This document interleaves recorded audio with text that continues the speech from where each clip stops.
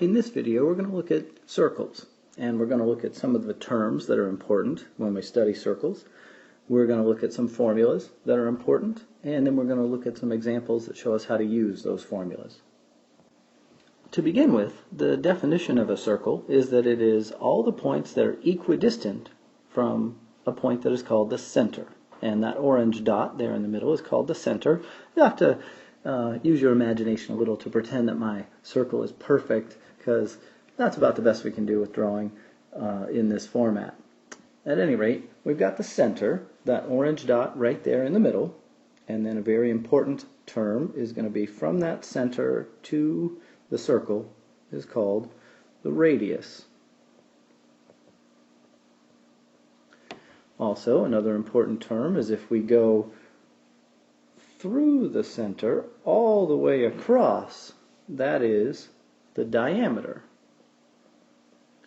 And it's pretty easy to tell by looking at that picture there that if I go all the way across, that's the same as doing the radius and the radius again. The radius and the radius again gives me the diameter. So one of the things that's always going to be true is that the diameter is equal to 2 times the radius. That's going to be true in all cases. Another word that's going to be really important for us is if I start at a certain point and I go all the way around the circle, that is called the circumference. We wouldn't refer to the perimeter of a circle, we would refer to the circumference as the distance all the way around. Those are some very important terms that we'll need to be really comfortable with as we study circles: the radius, the diameter, and the circumference. There's a number that you may already be familiar with that is really important when we deal with circles. For any circle, doesn't matter how big or small, if you take the circumference, the distance around the circle, and the diameter, the distance all the way across going through the center, and you make a ratio out of those. You make a ratio of C divided by D. The circumference divided by the diameter of any circle, doesn't matter what it is, you get the number 3.1415926, and it keeps going on and on and on and on forever. That number you may know as the Greek letter pi. What that is the ancient Greeks kind of went, hey, every circle we've got, if we do the circumference divided by the diameter, we get the same thing. No matter how big or small the circle, this always happens. This number is very important. Let's give it a name. And they named it pi. And that number pi is going to be really important for us in a couple of formulas that we're going to look at and then use. The first formula is going to come straight from what we just looked at, that circumference divided by diameter equals pi. We'll do a tiny little bit of algebra here when we'll multiply both sides by the diameter. On the left-hand side, those cancel, and what we end up with is that circumference equals pi times diameter. This formula here gives us the circumference of a circle if we know the diameter. Also, if we know the circumference, we could find the diameter. Also, since we know that the diameter is the same as 2 times the radius, we could say that the circumference is pi times 2 times the radius. Or more commonly, what you'll see for that one is the circumference is 2 times pi times r. These two formulas can be used to find the circumference. Circumference is pi times d.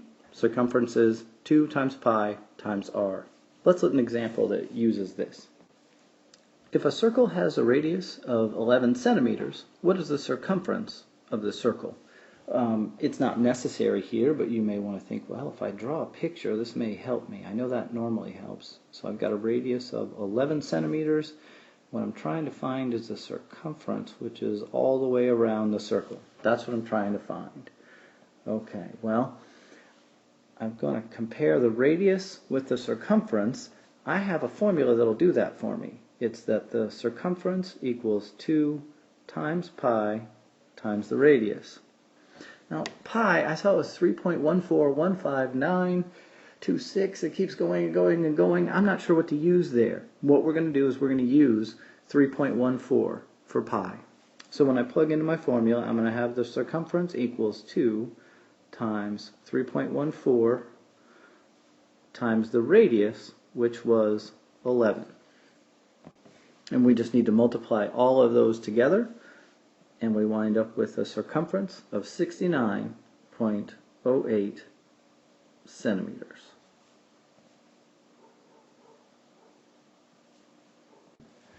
If you're thinking, well, what about that c equals pi d thing? What if I want to use that? What if I want to say the circumference is pi times the diameter?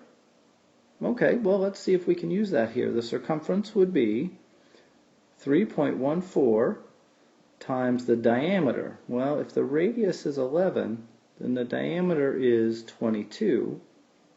And when we multiply 3.14 times 22, sure enough, we get that same 69. Let me draw that a little better in there. That same 69.08 centimeters. Let's look at another one that's a little bit different. A circle has a circumference of 40 millimeters. What is the diameter? Again, you don't have to draw a picture, but it kind of helps me. So here I've got a circle, and I'm told that the circumference is 40 millimeters, and what I'm trying to find is the diameter. Okay, so I'm comparing circumference with diameter. So the formula I want to use is c equals pi times d. And we're going to have pi as 3.14. And I need to find the diameter. That's the thing I don't know. Oh yeah, I was given the circumference, so I can plug that in. The circumference here was 40. Now I've got to do a little algebra to get that d by itself. I need to divide this side by 3.14 so that those cancel, leaving the d. And if I divide the right-hand side by 3.14, I need to divide the left-hand side by 3.14. And when I do that, I get that 12.74 millimeters is equal to my diameter. Let's look at one more problem with one formula that we haven't seen yet. The circumference is kind of like the perimeter of a circle, and we haven't talked about the area at all. How much space does this circle cover? Our formula for the area of a circle is going to be pi times the radius squared. Be careful with your order of operations there. We're going to square first and then multiply by pi. So let's look at an example of this type.